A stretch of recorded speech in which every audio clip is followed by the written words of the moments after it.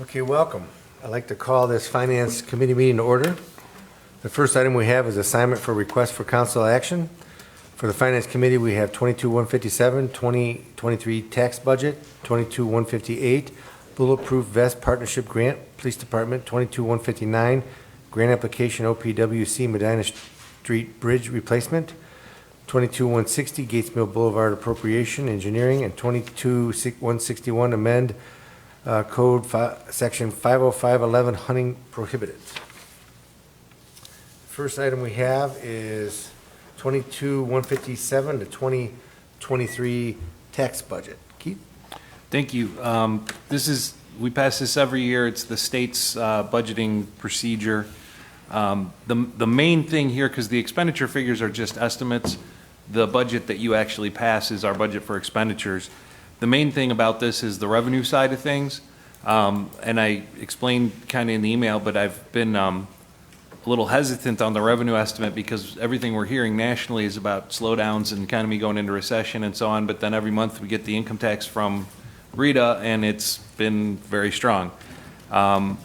Waited until we got June's. June still looks strong. Reviewed some things, checked with Rita to make sure we're not an outlier or an anomaly, because that's where I get worried that, there's some kind of glitch or something. No, they're pretty much entity-wide. They're looking pretty strong, so it looks like our revenues are solid for now. So here's our estimates. Good. Any questions? Move to approve with the emergency clause. Second with the emergency clause. All in favor? Aye. All opposed? Motion carries. 22-158 Bulletproof Vest Partnership Grant for the police. Chief? Thank you, Mr. President. This is our annual Bulletproof Vest Grant. There's a 50% match, so the maximum award that we would receive is $1,988. The emergency clause is requested as the grant was due June 27th of last month, so this is retroactive, and it is for permission to apply for the grant and appropriate if awarded. Thank you. Any questions? Move to approve with the emergency clause. Second including emergency clause. All in favor? Aye. All opposed? Motion carries. 22-159 grant application OPWC Medina Street Bridge Replacement. Patrick? Thank you. This is a request we put in every summer before council goes on break, because this grant will be due the first week of September. So we're going to need to get approved at council in their first meeting back. We have selected Medina Street. At this moment, I don't have any information about the cost or the amount of the grant. We will definitely have it before the next meeting, and we'll share it with council at that point. An emergency clause is requested because when we come back, you need to pass it in order to get it filed by September 7th. That's correct. Any questions? Move to approve with the emergency clause. Second including emergency clause. All in favor? Aye. All opposed? Motion carries. 22-160 Gates Mills Boulevard Appropriation Engineering. Patrick? Thank you. This we're submitting hopefully is just a placeholder. For this Gates Mills project, we need to secure 3 easements. We've got 2 of them. The third one, the property owner has not agreed to it yet.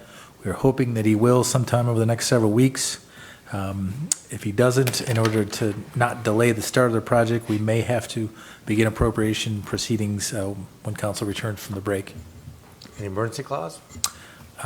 Because if we do have to initiate those, we'd like to get it done as soon as possible. The project is scheduled to start towards the end of September. Any questions? Mr. President? Paul? Mr. Patton, what seems to be the holdup with that resident? He lives abutting, it's a bridge project, so it makes sense, abutting a stream. And he would like the city to participate in doing some stream restoration as part of the agreement. Okay, is that at whose cost? Well, at our cost. We pay him the appraised amount to the value of the property we need.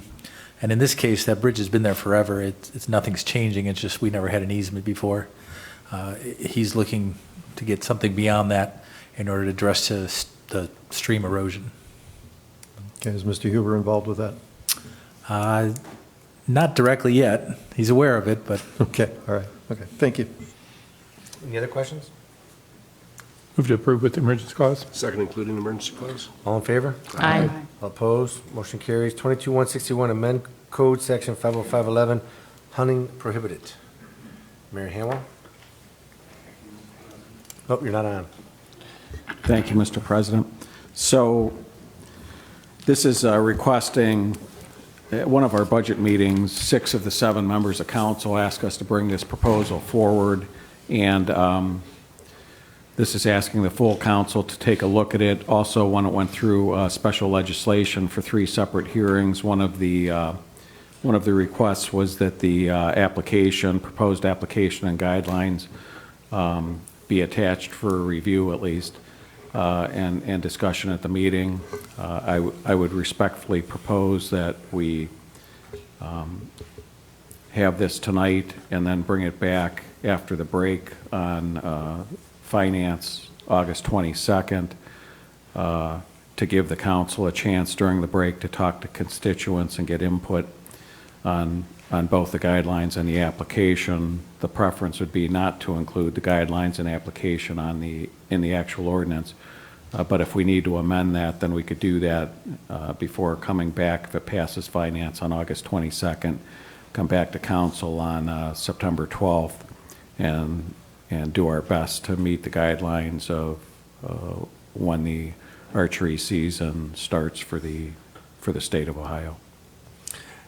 Is it the administration's goal, I guess, because at the special legislation committee meeting, the non-lethal method is being moved forward, and I guess the question is this are we going to do a combination effort of moving forward the lethal and non-lethal together? I mean, I think at the meeting, I know that at least Jim was there, I was there, and we, I mean, at least us two, and I don't know if anybody else can speak for themselves, would like to see both, because I don't think any one method's going to solve our problem. No, I agree with you. The administration, I stated that night, and the administration's on record of saying we think that both proposals should run parallel with one another.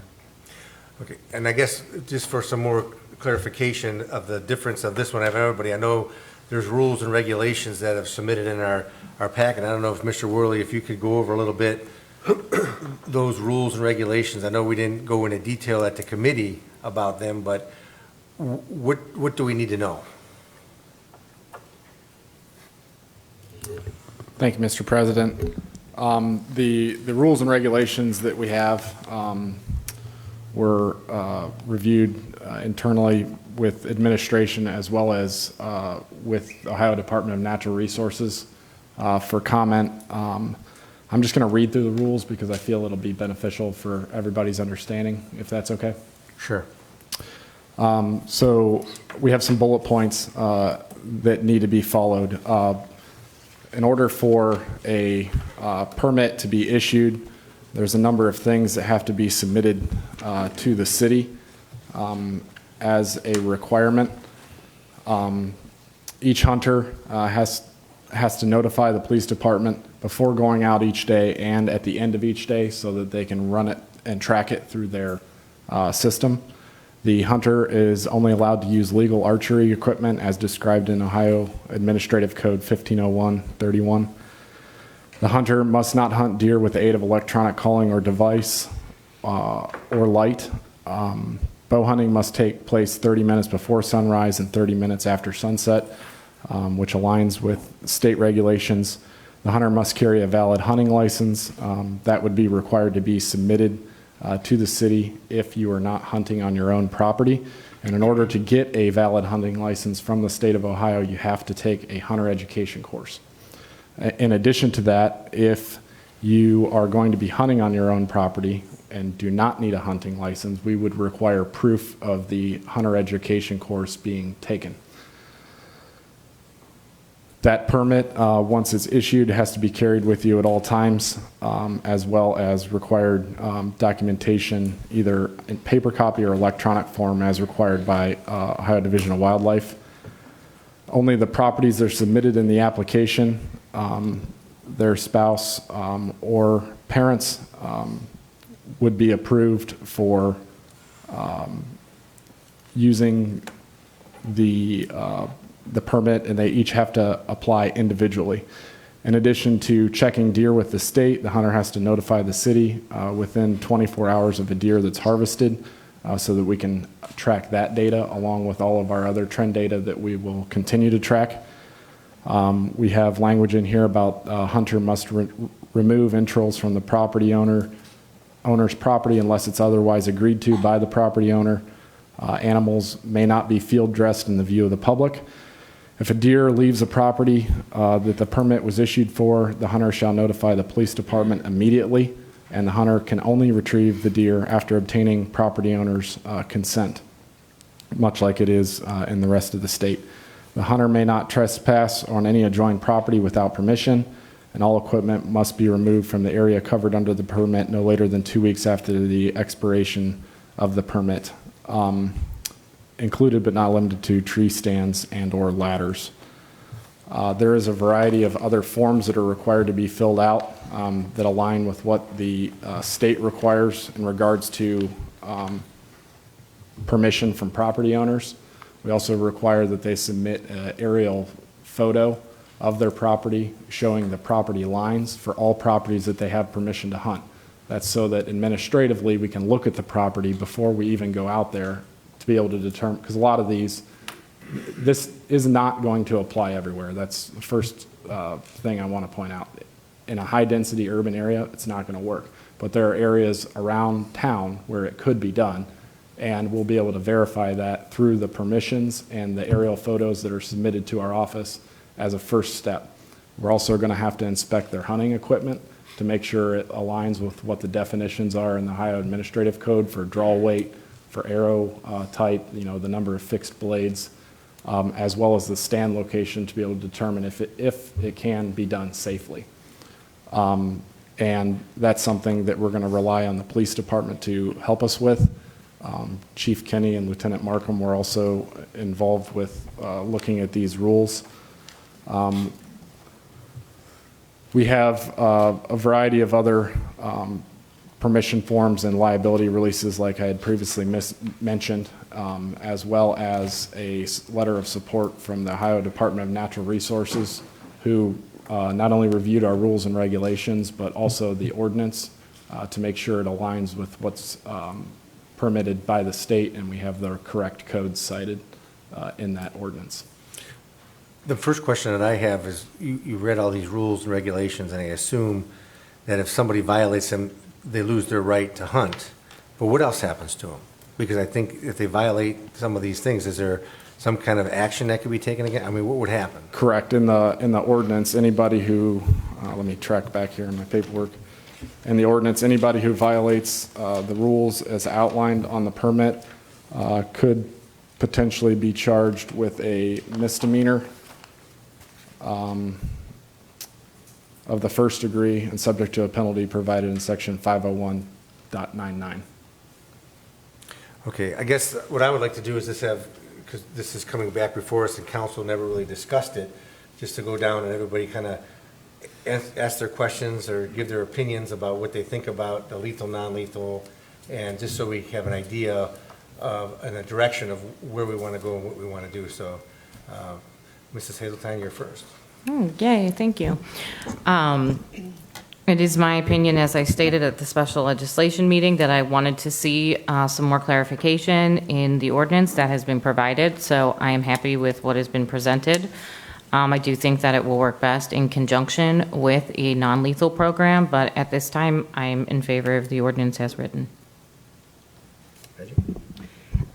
I took some time to read over these documents here over the last couple days, and I have some comments and I do have some questions as well.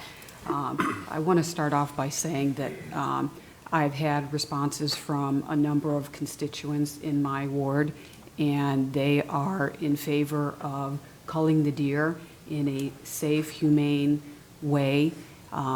They have educated themselves and to no avail. And I have to admit, I have done the same thing. And in fact, earlier today, Jess and I were talking, and the deer ate her daisies, but mine are blooming and they look beautiful. So, so I've read all of these things to try to educate myself as to what to buy, what not to buy, and it just doesn't seem to make much of a difference. I personally am not a hunter, but I know people who are, and so I had them read this information and ask them for their opinions. And couple of the comments is, if you want to cull the deer, do we really need to charge $75 for a new stand locator? And because currently, and I did look this up, currently, in order to get a hunting license, an adult, 18 and older, they pay $19 a year, but you can get it a year, 3 years, 5 years, and a 10-year license. So obviously the price goes up. For example, a 5-year resident adult license is $90.14 per what I found on the internet today. You also need an Ohio deer tag, and that tag for an adult resident is $31.20. That allows you to hunt either sex deer, and permits must be purchased annually. For the 22-23 season, you can only hunt one antlered deer, and with a total of 6 deer total, which means 5 of those 6 can be does.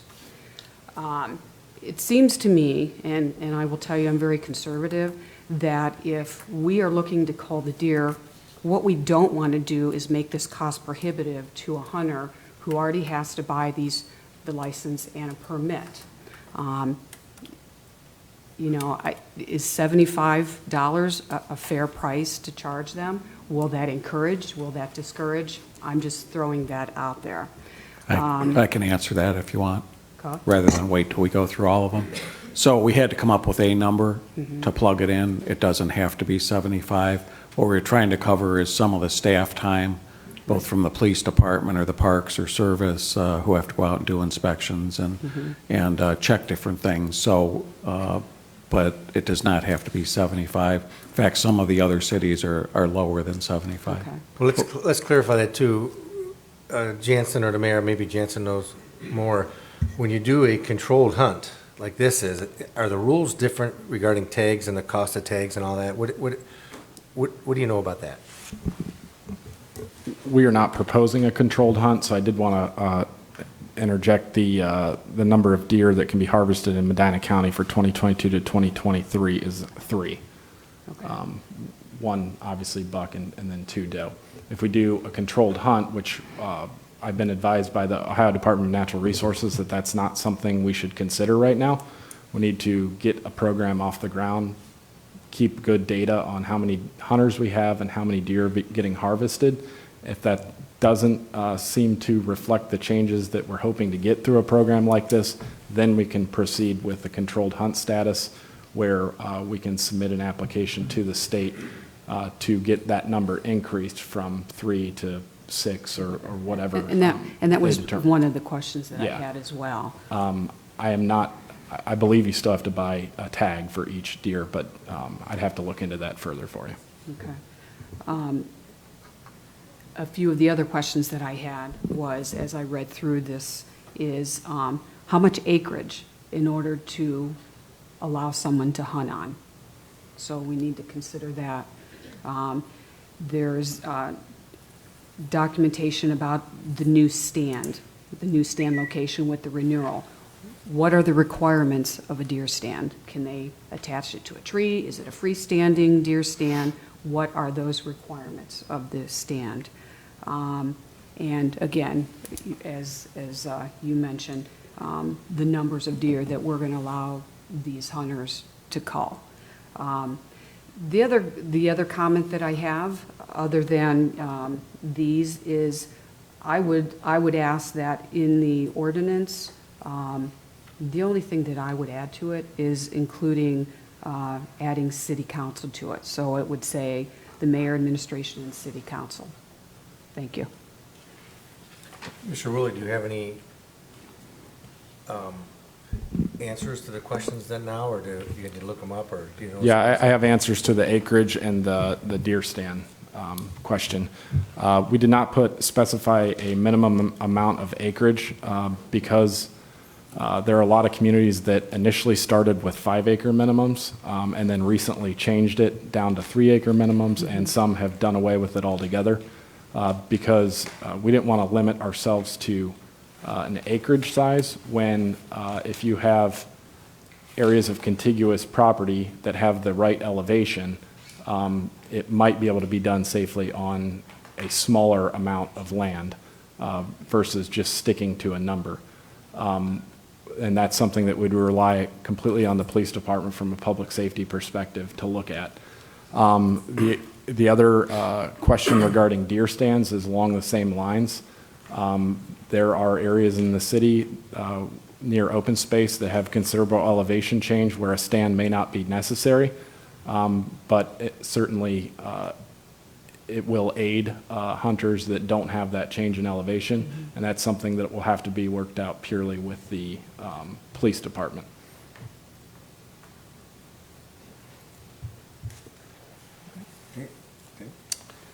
Thank you, Mr. President. I've never been a hunter. I don't own a gun. I respect hunters if they eat what they kill. I have a lot of family members and friends that are avid hunters, and like I said, I have no problem with that. I was never for calling in the city of Medina. When we first started talking about this, I am in favor of a non-lethal plan, but the numbers that have continued to rise over the years, they're anywhere between 400 and 600, whatever count that you want to. But when we first started doing the counting, I believe they were in the 200 range. So in the last 3 years or so, they have grown. The number of carcasses that our service department picks up every year has grown steadily. And this year, I think we're about ready to surpass already what we've collected from last year. So for a safety standpoint, for the public, knock on wood, we haven't had any injuries, because if people are going the speed limits, they could kill a deer or injure a deer and damage their vehicle, but injuries, not that they can happen. We really haven't had any injuries. But it is laming the deer or killing the deer by hitting them with the vehicles. And I live in Forest Meadows, so, we see a lot of deer all the time. I've seen a lot of the female deer now that I can see their ribs. Not all of them, but a lot of them when they're walking down my sidewalk or up my driveway, I can see the ribs. So I have changed my perspective as far as a limited calling. I'm not in favor at all of doing it in dense neighborhoods, hunting in dense neighborhoods, but we do have a number of properties in the city that back up to a wooded area that as long as the safety is addressed, I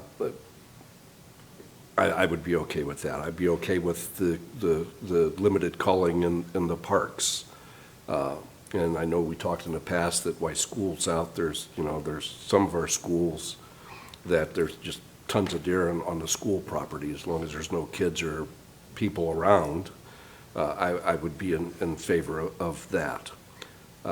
I've attended both of the meetings with Bill's special legislation and a number of people that are against calling the deer, but, or I shouldn't say, a number of the people that are in favor of calling the deer give the same story every time, that we spend hundreds, if not thousands of dollars every year with buying plants and flowers and plants for our garden.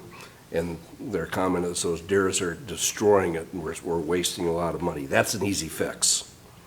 Don't plant it. My wife is one that loves her flower garden, and several times, I won't say the words that she says to me, but when I ask her, "Oh, honey, how much money did we spend on deer food today?" and her comments, again, I won't repeat them, but that's our choice. So I'm not in favor of killing the deer because they're eating people's flowers and stuff. You've got that choice. You can try the non-lethal methods of the different plants that you should plant, or the products out there to spray on your flowers in your garden. And if it doesn't work, again, if it upsets you, don't plant them next year. But for the safety of the deer and of drivers that drive through our city. I think we have to address the numbers. You know, and again, I know if we called half the deer in the city, they're still going to eat your plants. There's still going to be half of them that's going to eat your plants, and maybe not as much, but they're still going to eat your plants. But I think the deer are struggling to find food, and again, for the safety for the drivers. So I'm in favor of both programs, the non-lethal of going that route, but I'm also in favor of a limited culling of the deer. Thank you. Thank you. I guess, do you want me to go? You want to Oh, go ahead. I guess after going and listening to the meetings, I was on vacation the first meeting, but I watched most of it online just to get a flavor for what, you know, the community issues are and what people perceive the issues to be, whether it be lethal or non-lethal, and listening to the various discussions. And I thought it was quite informative. I thought, you know, we have an issue in the city, otherwise we wouldn't be talking about it. So the question comes to mind, okay, how do we as elected officials address that issue? We were given two proposals. Is any one proposal the answer? Probably not. That's why looking at it as a effort of both lethal and non-lethal sounds the most appealing to me, because we have to address the issue, and I think we have to do it with any means that we have available to us. The issue being, you know, I've been in the community a long time, and as I mentioned, you go out, you see a deer 20 years ago, 25 years ago, you were excited because my kids were, oh, look at it, oh, that's great, there's a deer there. Now you go out and say, oh, there's another deer, because there's just so many. And it depends where you live. It depends where the deer migrate and travel throughout the day and where they like to hang out. Of course, you'll see more, some will see none. You just can't predict it. But for one fact is that we've been having these ward meetings for many years, and this has been one of the big issues, deer. They've been talking to us about the deer issues, whether it be in Ward 2 mainly, or Ward 3 or 4. We've heard the same story over and over again for many years. And, you know, we as a council have to address those issues. We have to address those issues, you know, on an ongoing basis to figure out what the best solution would be. And to me, the best solution is to do parallel paths, because neither one alone is going to help. I think we need to do everything we can to help educate and help let people know what they need to do. And also at the same time, we need to reduce the number. Everywhere in the townships, they reduce number. There's no meetings like this in a township. You just get your tag and you go, and they've been doing it for a long time. And there's many communities over the years that have adopted the lethal method and had success with it. They've been doing it for many years. Many communities around us, I think, in speaking with Jansen, he mentioned there are 30 communities around Northeast Ohio and 80 communities in the state of Ohio that have chosen to do this practice. So we're not the first. And I was a little nervous at the beginning of talking about this, whether or not it would be safe. And with other communities doing it for so many years, I have a little bit of a comfort level that it would be safe as much as it can be, based upon what other communities have adopted and performed and the results that they have attained. And, you know, getting the police department involved to make a determination of where the areas are most safe, or the safest they can be for the harvesting of the deer. You know, they're the experts, I'm not the expert, so they can make the determination of what is needed. But I think we need to do both in parallel, and I think we should look at both of them, and maybe throughout this break is to try to figure out how to, you know, maybe adopt one piece of legislation that incorporates both the non-lethal and lethal parallel paths to do for our community. Because I've been around talking to many people also, and more people I speak with, at least down where I live, they want to see something done with the deer. They don't want to just see, well, we'll just try to coexist with them. They want elimination of the number, and I get it. And I think that may be the best to do. But some of the questions I have on this is that you give a tag to a hunter, and the hunter harvests that deer. Are we giving them an option, like if they want to donate the meat to Feeding Medina County or the Medina County Home? Is there an option for that, or do we have to do something different? Because I know in talking with some of the people I know who hunt deer, it's like $200 to $300 to process a deer. So I don't know, Jansen, if there's anything, have we thought about how do we, if they don't want to take that deer and want to donate it, is there a mechanism that we can use to donate them? we could probably list a phone number for Feeding Medina County if they were interested in donating it, but you would be since you're applying for the permit and you're harvesting the deer, that would be a decision that would have to be made by the hunter. Correct, but I was just wondering if we can have an option in there. I guess the question that I'm delving into is that would it be more encouraging if maybe we talk to Feeding Medina County or Medina County Home or look for a program, because it's $300, so the hunter doesn't want to pay the $300 to process the deer. Somebody else will have to pay that money to process the deer, and the meat will be donated. That's kind of what I was looking at, because it is a cost, and if I'm going to shoot 3 of them, why would I want to pay $900? I mean, if they're going to go out in the township too. So the question is, how do you balance that? And I don't know, that's something that we maybe have to think about, is how do you balance that and come up with a plan? And, maybe there's somebody that wants to donate money to help those causes. I don't know. I mean, that's something we have to look at. Could the hunter use it for a tax write-off if they do donate? You're asking questions beyond me, but maybe. I mean, if they donate it to a 501c3, yes. I mean, that's an in-kind donation, and they could probably do that. But that's something we have to look at. And I don't know, Mayor, if you've talked to anybody about that, or?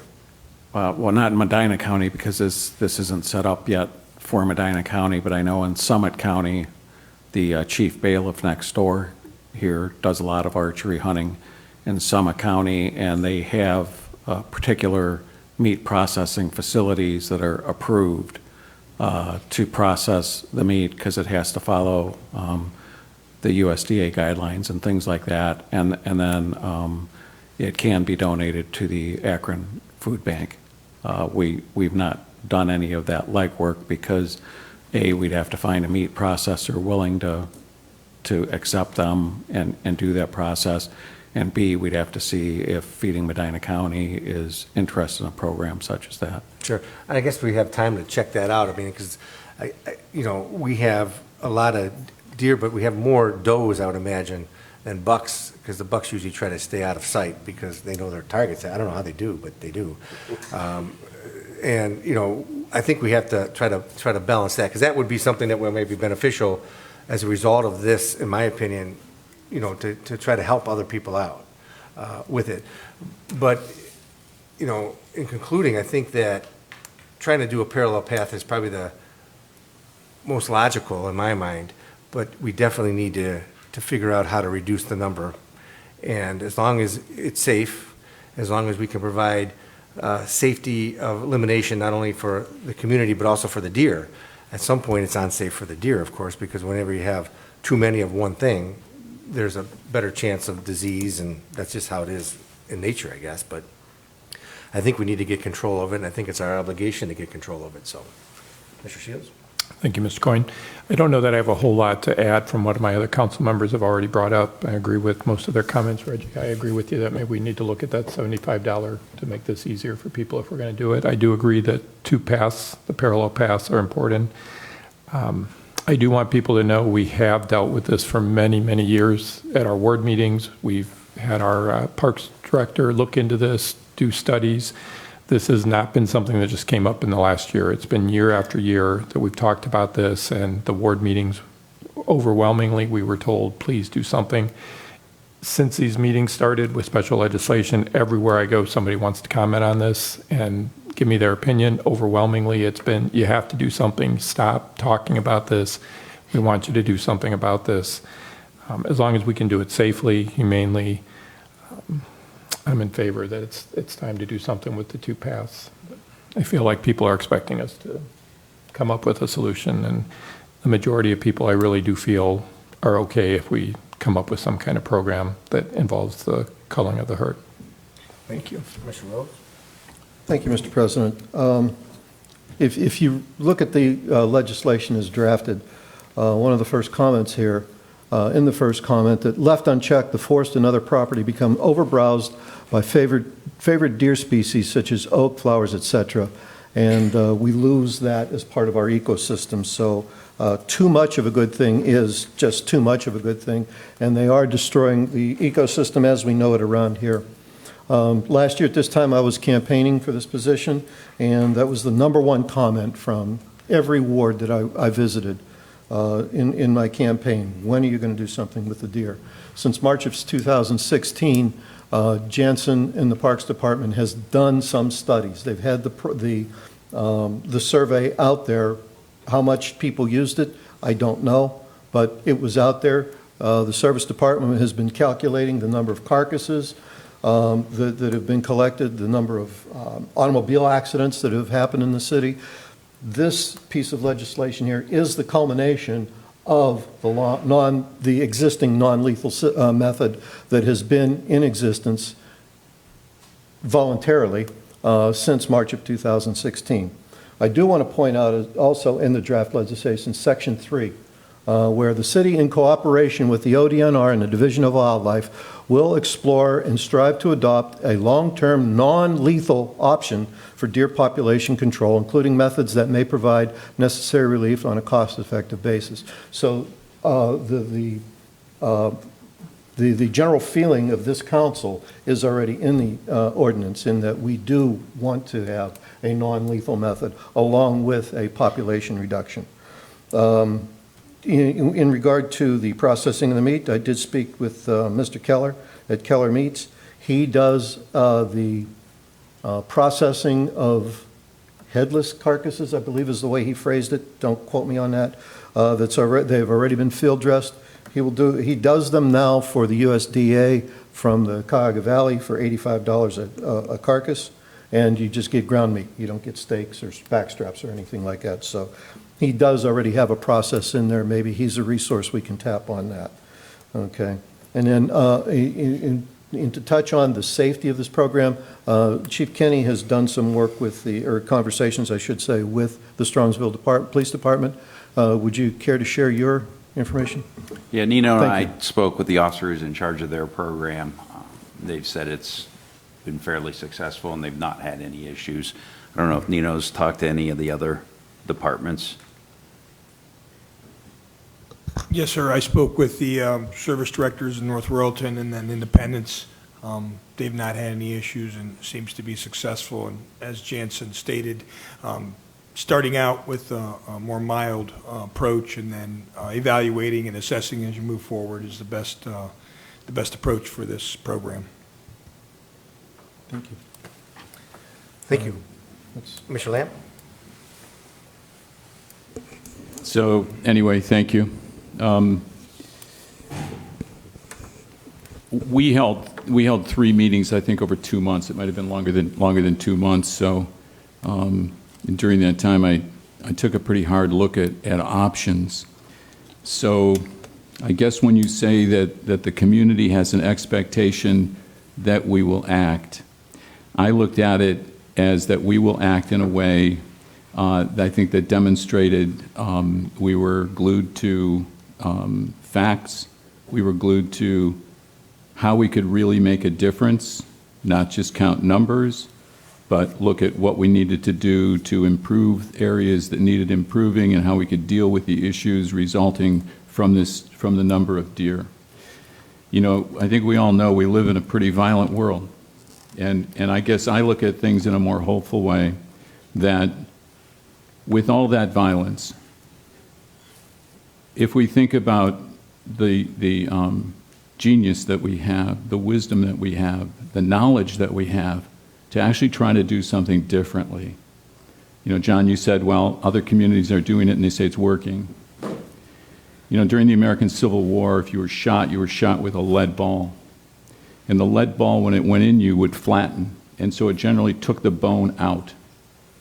And so the only way they had to deal with that was to amputate your arm. And I suppose at the time, the people doing the amputating were thinking, this is what we'll do because this is what works. But now we have other ways to deal with wounds other than amputating somebody's limb. And I proposed in the committee that we look at a humane plan after the Parks Director indicated that he was generally called out when there was issues with deer and he didn't have the tools, and to do more would have taken more manpower, that we could do more now to see what we could do short of having a hunt. And it's interesting the way we use the word hunt, because as has been discussed here, and particularly by the representative from ODNR that came to the first special legislation meeting, who indicated that it really wouldn't be that hard to shoot any deer in this kind of an urban hunt because they only know They know humans. It's about the only thing they know. And so they are not afraid of us. So I'm paraphrasing, but his terms, they will come within 10 feet of you. So it's pretty easy, I believe he said, to make a deadly shot because they will come pretty close. Now, in my thinking, that is not the definition of a hunt.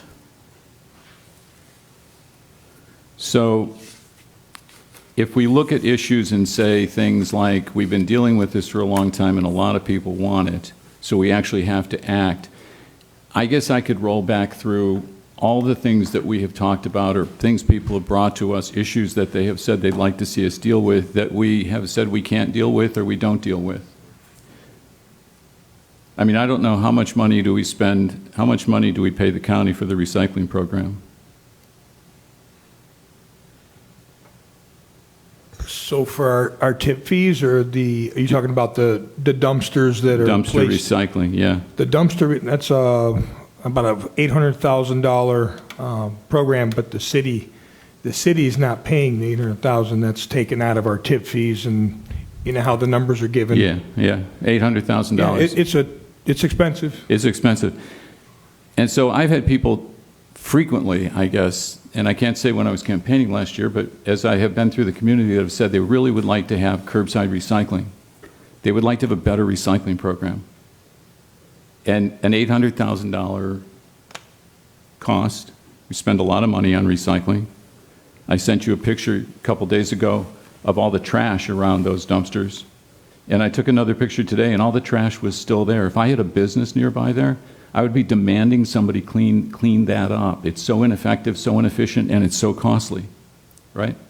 But your response when I asked you about a curbside recycling was you said, no, we wouldn't want to do that because we know full well that they don't recycle any of this anyway. It just goes to a landfill. So that would tell me that we are encouraging people to recycle in these dumpsters, and we are spending a huge amount of money, but we're doing it knowing that it's not being recycled, it's all going to a landfill. Now that's an issue I would like to see us deal with. So my questions are fundamentally this. If there are 600 deer here, and we are somehow have convinced ourselves that the population has significantly grown,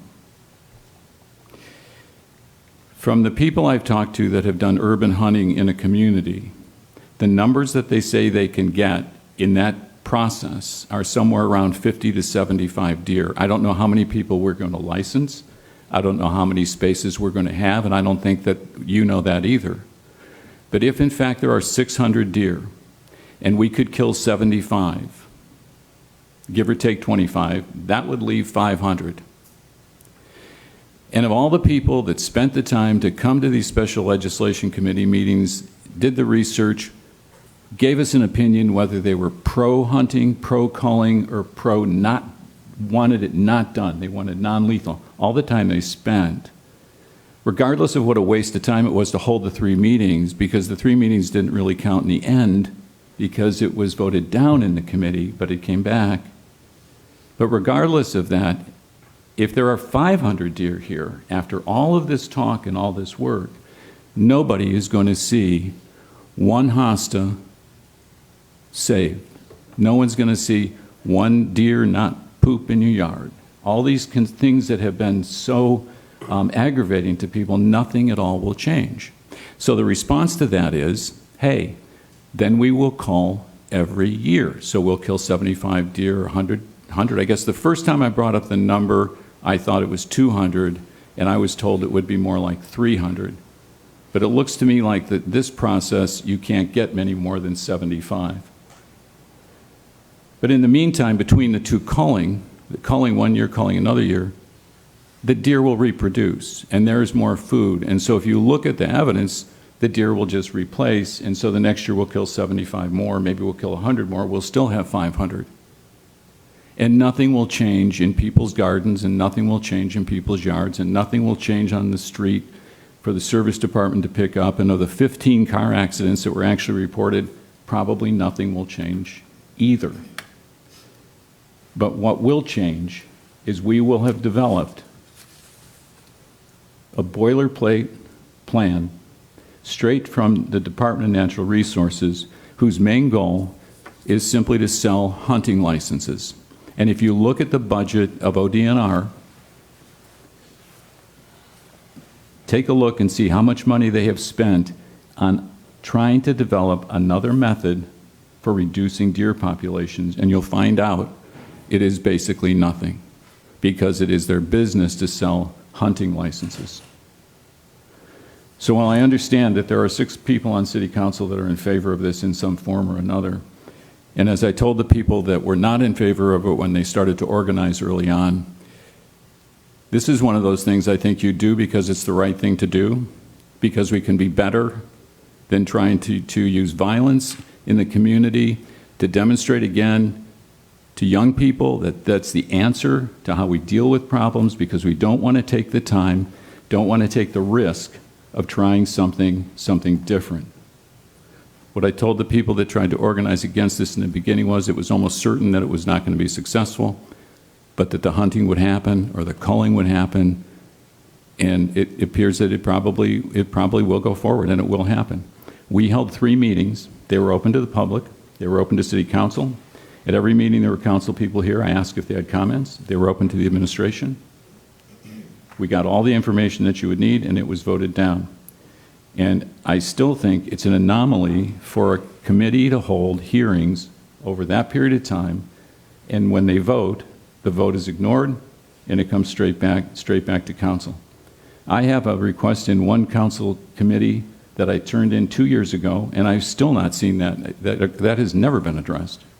But this one somehow jumped right to the top of the pile, even though in all the years I've been here, not once has City Council or the administration ever turned in a request to council to deal with this issue. We actually have never dealt with the issue. We have not effectively dealt with the issue. We had a website, and we had a parks director, and that was about it. Now, given the opportunity to do something better, to demonstrate we can do something better, it appears to me we're just simply going to take the quick fix, do some culling. Maybe it's safe, maybe it's not. Do the culling again next year, and do the culling again next year. And just continue that same cycle of demonstrating that the easiest way out is this way, which is violence. That's the message that we are sending. And to me, I have been in this community for 47 years, relatively active, teaching, mayor, community organizer, city council. Sometimes I am thinking I don't even recognize this community anymore. I wonder what has happened, why it is we can't work together to try to come up with real solutions and not just find a quick fix, because it's easy. It'll make some people happy, I guess. And we are not recognizing anywhere in here that the vast majority of people in town may well not think this is a good idea, because we have truthfully heard from such a small number of people compared to the number of adults in the community. Even when you look at the survey that was done, that was put together by the Department of Natural Resources, that started out asking people, how many deer have you seen in your yard? But there was no 0, so you had to see at least 1. What kind of survey is that? How many bones did you break when you fell down the hill skiing? 0, 1, 2? Well, you must have broken 1 because the survey was started with 1. That makes no sense.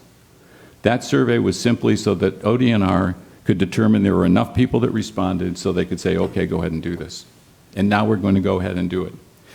However, we're not going to go ahead and do it in a way that I think might have had more broader support. While I still don't agree with any kind of calling without first taking real action, substantial action, and investing in a better program. Why didn't we ever consider, because a lot of people that were saying they didn't like the neighborhood urban hunting were in favor of controlled hunting or culling by sharpshooters in the parks if the parks were closed. Why didn't we think about we could have cordoned off the parks, let people get licenses, have a drawing, like I think they do in the metro parks or the county parks, have a drawing, close the parks down. And if it's too dangerous to have it with guns, I guess you could do it with longbows and with crossbows. But it would be safer, and it would eliminate that whole fear, which I think if I was anybody in any neighborhood that had a kid, a cat, a dog, I would be concerned about that. Why didn't we consider that? It is actually what they do in the parks.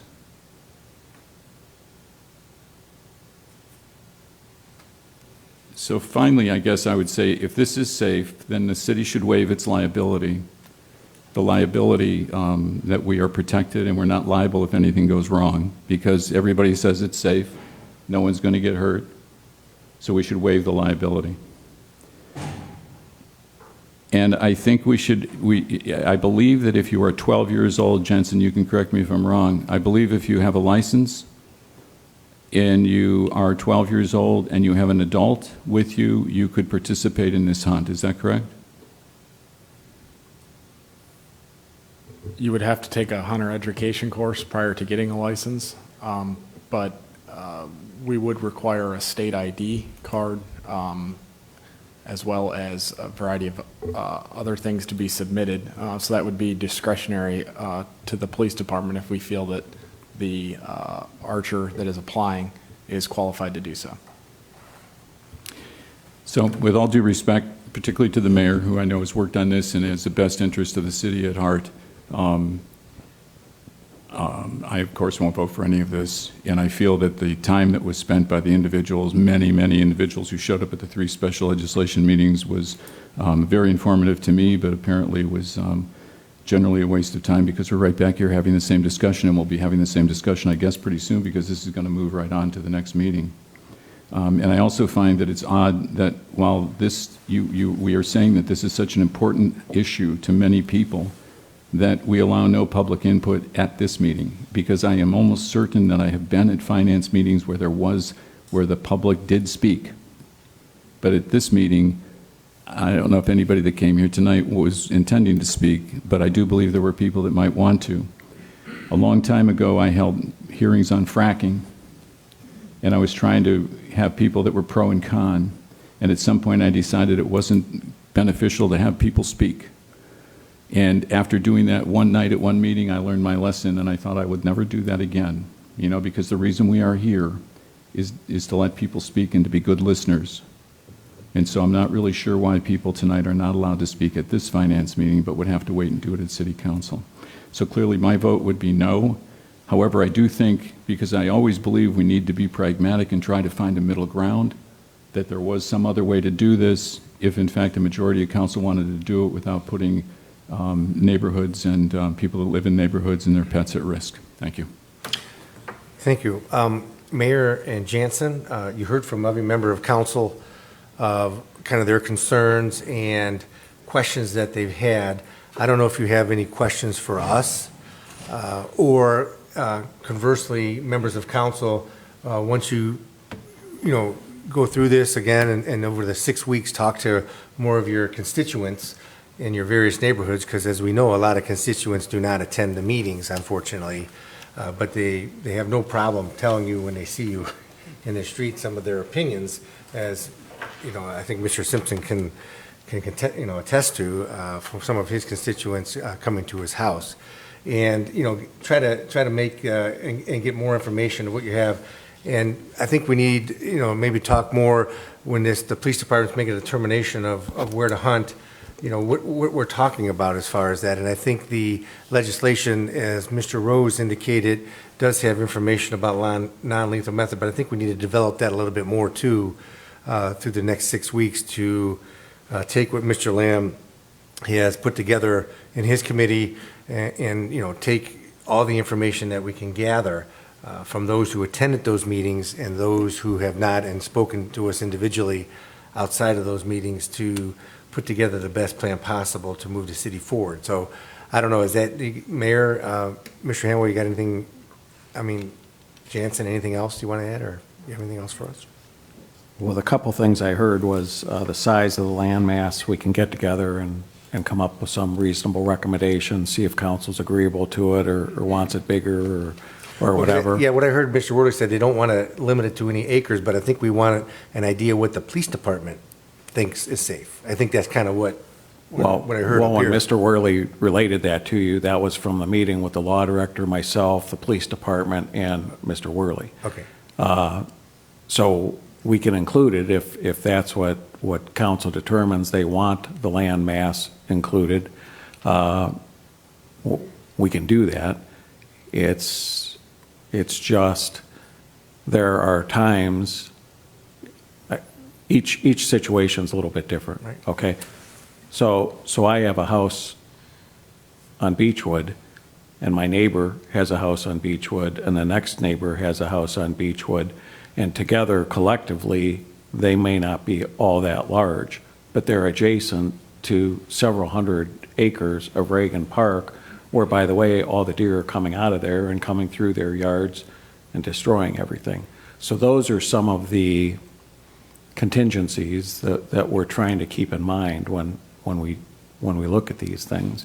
We can restrict it enough that it may or may not work at all if we choose to. So we're trying to find that balance in between there. We're trying to accomplish the goal of trying to reduce the herd, albeit in respect to Mr. Lamb, that 75 is not going to create a significant difference. It's my hope and belief that if you start thinning the herd, pretty soon they're not going to be as comfortable around people. You're going to have 75 less than if you didn't do it, and it can continue to compound. And if you do it for multiple years, then hopefully, eventually, we're going to see some sort of impact.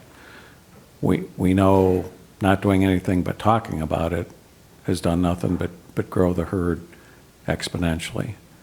So if there's a strong feeling with the council members, doesn't have to be at a meeting. If you want to think about it, talk to a few people and let us know. And if we want to lock in a size mass, we can do that. We'll also talk internally about the application fee, kind of see what the average is around the region. And if we can reduce it from 75 to 50, 55, whatever we think is reasonable, and still account for our staff time, we'll do our best to do that. Now, Jansen, help me with this. It's my understanding that the county parks, that's archery, right? Medina County Parks? Yeah, it's archery by lottery. It's select Right. parks, not all of them. Right. Yeah, I thought so. I just didn't want the council to think that that was guns versus archery. Thank you. Mr. Worley, anything else you can add? The only thing I wanted to go a little bit further in depth on, Mr. Lamb had mentioned at some of our special legislation meetings about trying to exhaust all of our resources. And the way that I'm looking at this hunting by permit is a relatively soft approach to put the responsibility on the property owner and or the hunter to find properties that they believe will be appropriate to hunt, authorize them to do so, and continue. We're going to have to monitor that data, the number of hunters, the number of deer that are harvested. We're going to have to continue to do deer counts. We're going to have to re-engage the United States Department of Agriculture to do another either helicopter or thermal imager survey to continue to monitor those numbers. But deer hunting by permit is traditionally a management tool. It's not an immediate population reduction tool like sharpshooting would be. Sharpshooting program is usually paired together with a hunting program. So you sharpshoot, and then you're also allowing hunting to try and maintain those numbers. And then you continue to monitor that trend data and determine whether or not you need to do sharpshooting again to get those numbers back down to where you have the population balance within the environment. So this, I feel, is a soft approach to permit hunting. We can continue to monitor the numbers. If we need to increase the number of deer harvested, we can apply for a permit through the Ohio Department of Natural Resources to allow hunters to take extra deer for our area. There's a lot of communities around us that are doing this. Broadview Heights in specific is doing it as the next approach. And if that doesn't get our numbers down, after we continue to monitor it, then we move on to sharpshooting, which we'll have, all of these programs are going to have to continue to develop to try and figure out what is going to work. Like, is this program that we're presenting to you going to be our cure-all? No. Could it be successful? It depends. We'll have to monitor it and see the numbers. But we have to keep track of that and continue to monitor it to effectively try and find a balance. The education component is very important, and I completely agree that we could do better and we need to do more. It's a lot of work for just our staff, so a task force or something along the lines that you had alluded to, I would be in favor of, because there's a lot of issues, and if those residents' concerns or complaints aren't shared with everybody, then it's just usually shared with our office and documented. But a continued development of the trend data and management plan, I think definitely needs to happen in collaboration with this program. Thank you. Any other questions from members of council? I do. Mr. Lamb? So at the end of this discussion that we just had, it seems to me that there are lots of questions still, lots of things to be resolved. Not only the questions from City Council, but things that you have talked about that still have to be put together. You're talking now about a longer-term program, a continual calling. I find the term a soft start a little bit hard to believe, because whenever you violently kill something, it may be a soft start, but it's no different if it's the thing being killed. I will never quite understand that, because anything I've ever seen be shot doesn't take it well, and usually in my experience, it runs. But all of that said, it seems like the appropriate thing to do would be what we would typically do when there are, I don't know how many questions were raised here and how many questions, things still need to be resolved, that not only was, I think, we abridged our own process by having 3 committee meetings and then ignoring the vote, but that now we have all these questions to answer, that it would be appropriate then to send it back to committee to answer all these questions and put these, if you want these 2 packages put together, which I don't think really makes very much sense, because if we wanted a non-lethal program, that one could have been in place many years ago if anybody had been interested in it. But if you want to put these 2 together, why would it not then go back to committee? Because everything we're talking about here, a lot of this is brand new and didn't go through committee. Well, I appreciate your concern, but I think the 6 weeks we have off and hearing all the members of council, it seems as 6 members of council wanted to move it forward, there's no reason to move backwards. I think as a city, we need to move forward. And we've had 3 meetings from your committee that we've heard from the public, and we've got the input we need. I think we need to move forward, and on August 22nd, we'll be back at the finance meeting to discuss it, and hopefully all these questions that were had by members of council that can continue to discuss with the administration will be answered, and we'll have a presentation on the 22nd that'll give us a full resolution of our questions and any modifications to the ordinance that need to be had. I think that's the most appropriate, and I think a majority of members of council want to move forward with that, but we appreciate your concern. Mr. Lamb? I understand what you're saying, but then my expectation going forward would be then that anything that goes to committee, regardless of voted up or down, you will be willing to bring it straight up here to finance so that we can go through the same process, because this is not an anomaly. This is simply a process that we have always followed, and now we have decided not to. That's not exactly correct, Mr. Lamb.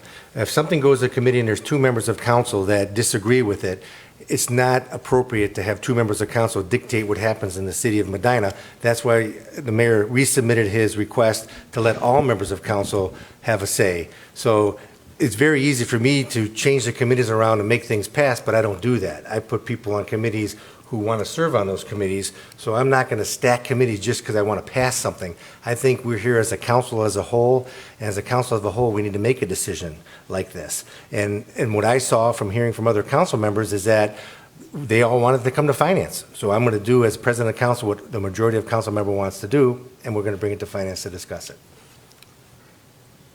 I know you disagree with that, but that's what everybody wants to do, and that's what I did.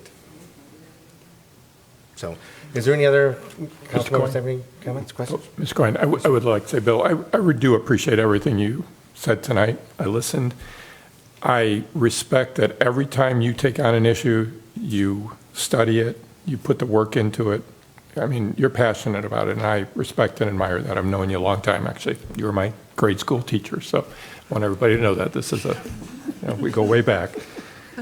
But I heard you say in a spirit of compromise, and it's like in the next 6 weeks, if there's some common ground or something we can do that makes us more acceptable, I'm willing to listen to you. I would love, I guess I want to see a reduction start in some way, shape, or form. And I guess this is, in my mind, we're starting to work that way to reduce the number of deer. But if there's a better way to do it, or, something where we look at parks or look at the fairgrounds, or I'm open to that, and I'd work with you on that.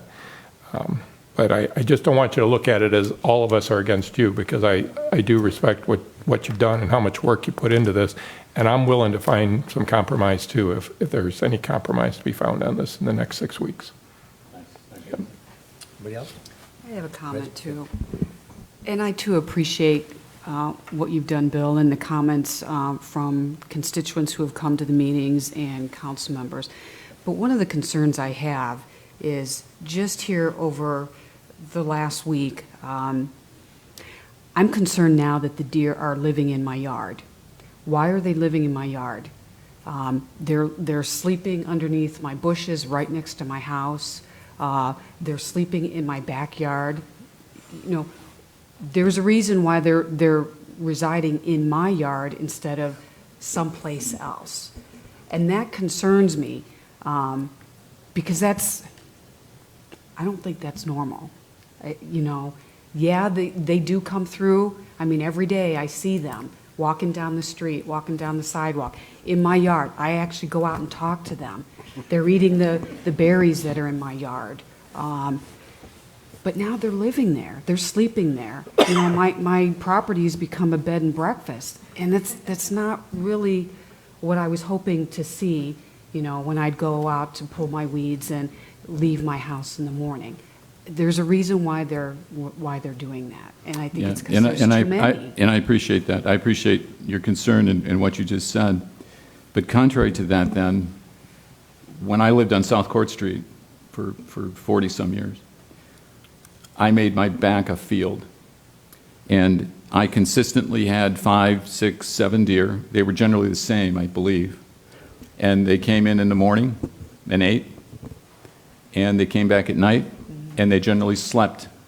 And I viewed it, and I think this is where we see these, there's two ways to look at these issues. I viewed it as a wonder. In 1880, there was the great wolf hunt in Medina County. For a week, everybody got in a carriage and a wagon, they drove around the county, and they shot every wolf in the county. And at the end, they were able to say there was literally, they could say there were no more wolves in Medina County because they shot them all. And they were glad to do it. And so I look at the deer still as they are the last medium-sized mammal we have walking around here. We have it. And when I see them, I see it as a wonder. I have a great house. I had a cool yard. I didn't really care that they were back there. I enjoyed it. I fed them, by the way. I fed them apples because I did just for fun.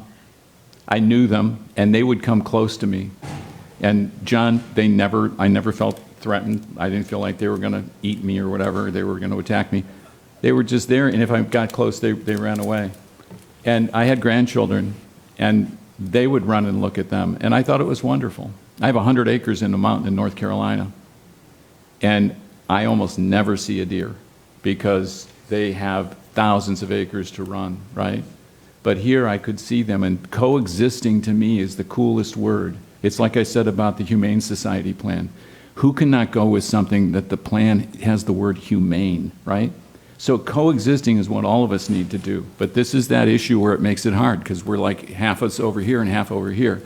And when that happens, while I'm not in favor of it, there's someplace you need to go find the middle ground and grow your pool of support.